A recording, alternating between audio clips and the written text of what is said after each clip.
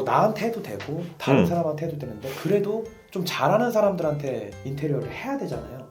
그럼 소비자가 인테리어 업체를 선정할 때 몇 가지는 꼭 체크해야 된다, 이런 게 있을까요? 뭐든지 전문 업체가 있는 이유가 있고, 인테리어 업체 선정할 때 그 업체가 지금까지 했던 포트폴리오라든지 포트폴리오 몇 개를 했는지, 몇 개를 했는지도 중요하고, 어떤 네. 방식으로 했는지, 어떤 뭐 방식으로 했는지. 포트폴리오를 보면 어느 정도 나오니까 그렇죠. 그런 것들을 꼼꼼히 체크하고, 그리고 그 업체가 거기 인테리어를 했다면 전화를 해봐도 괜찮지. 사실 그 인테리어 맡겼었으니까. 이건 뭐 약간 오지랖이긴 하지만 그것만큼 체크가 확실한 건 없지. 어떻게 보면은 그렇죠. 공사를 그냥 내가 뭐 말을 잘해서 아니면 클로징만 잘해서 했는데 막상 실력은 끝나고 나서 우리가 결과물이 나오는 거잖아요. AS에 대한 부분도 그렇고. 근데 그거를 직접 전화해서 그 사장님한테 저기 혹시 그 인테리어 어떠냐고 한번 물어보는 것도 좋은 방법이지. 좋은 방법이고, 어떻게 보면 이게 다죠. 그렇지, 그게 다지. 네, 이게 다죠. 뭐 그렇게 하면은 원한이 있는 경우에는 얘기하죠. 뭐 끝도 없이 얘기하겠지. 돈도 안 줬는데 그냥 사장님 절대 하시면 안 돼요. 제가 한번 놀러 오세요. 제가 밥 사주면서 이 사람이 얼마나 나쁜 사람인지 알려주겠다, 이런 얘기까지 할 거야. 아이, 100%지. 그죠? 그러니까 그런 거 체크를 해라. 무조건 하는 게 좋다. 근데 그렇게까지 하는 사람들은 없지, 고객 중에. 근데 나는 그렇게 했으면 좋겠다라는 생각을 갖고 있고. 포트폴리오를 무조건 체크하고, 그리고 업체들도 자기네들이 떳떳하면 그 포트폴리오에다가 그 센터명 적어놓을 거 아니에요.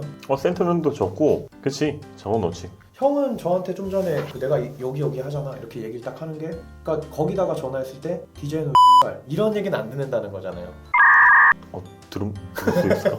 안 듣겠지? 그쵸? 안 듣겠지.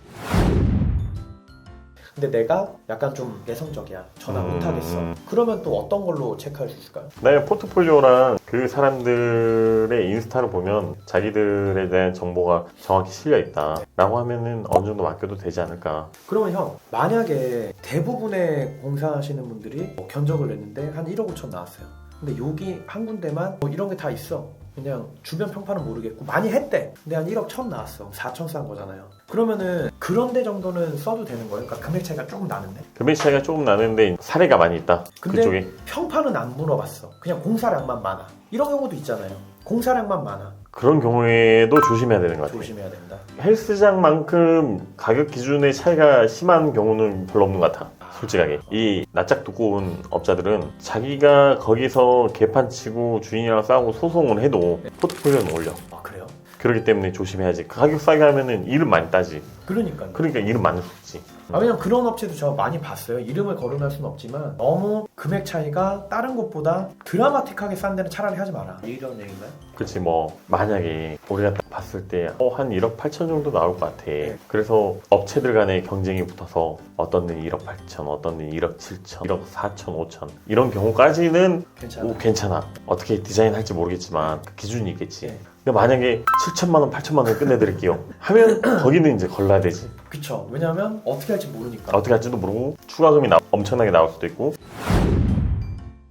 그러면 형, 막 별도 공사를 하는데, 그럼 그거를 어떻게 체크를, 좀 소비자가 모르는데 어떻게 체크할 수 있는 거예요? 인테리어 업자한테 뭐 견적서를 받는 게 좋지. 안 줘요? 안 주는 분들도 있지. 인테리어 업체들한테 그렇죠. 받아서 보면은 설비는 들어가 있고 방수는 안 들어가 있고 말장난이 이제 시작되는데 설비 그게 근데 진짜 말장난인데 그런 분들이 있어요? 진짜 있지. 말장난이잖아요. 뭐 이번에 우리가 동생 복싱장 인테리어 할 때도 우리 견적은 4,500이 나왔어. 4,500이 나왔는데 어떤 아저씨의 견적은 2,100만 원이야. 2배네요. 2배지. 드라마틱하네. 내가 동생한테 그러면 견적서를 한번 보여달라 봤더니 내용이 다 빠져있어. 그냥 가격 세운다, 페인트 칠한다, 전기한다, 이런 내용뿐이고. 하지만 소비자는 그걸 모르기 때문에 그렇지. 2,100만 원이네? 맡기는 거지. 그래서 내가 만나서 여기 맡겨도 된다, 여기 맡겨도 되는데 이러이러한 문제점들이 생길 것 같으니 그런 부분은 내가 커버 쳐줄게. 네가 뭐 하면 2,100만 원에 할 수 있으면 도와주겠다. 하지만 형은 이 가격이 못한다 라고 해서 말을 했더니 그 친구가 결국 나한테 맡겼지. 그런 경우가 있지. 그래서 견적서를 잘 봐야 된다. 인테리어 업자가 눈탱이 보려고 하면은 어느 부분에서는 다 눈탱이 볼 수 있어요. 공사를 들어왔어. 견적서에 다 적혀 있어. 내용이 다 적혀 있는데 사실 견적서에 뭐 소방 별도 막 이렇게 돼 있어요. 저희도 별도로 해요. 하지만 저희는 3개 업체, 4개 업체 비교해서 그 견적서를 주기 때문에 고객한테 뭔가를 받는다거나 이런 건 없죠. 근데 어떤 업체들은 소방 견적 별도입니다 라고 해놓고 공사 들어갔을 때 진행하다가 소방 견적이 1,000만 원이 나왔는데 2천만 원이다 고객한테. 고객은 이제 마음 급하니까 1억 정도 썼으니 뭐 1,000만 원 늘어난 거야. 아 알겠습니다 하고 진행을 시키는 경우가 많이 있어요. 그래서 언제든지 대리업자들은 그런 식으로 할 수가 있다. 그렇지.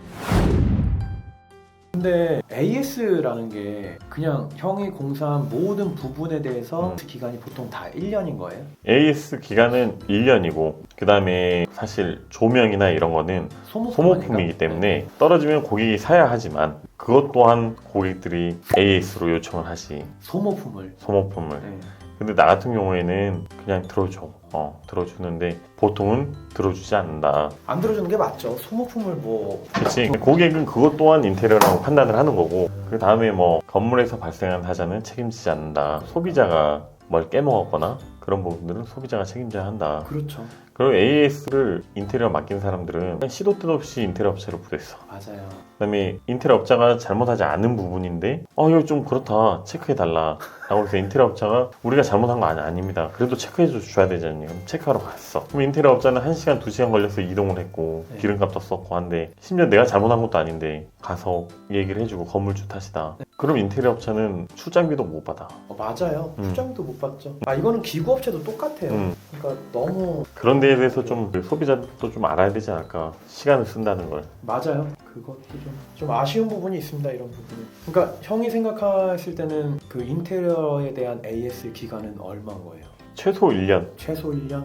보통 업체들은 다 1년 할 거야 아마. 1년에서 2년? 2년도 돼요? 2년 하는 업체도 있어. 그럼 대신에 견적이 좀 세겠네. 견적이 셀 때도 있고 2년 해놓고 안 가는 업체가 뭐 태반이지.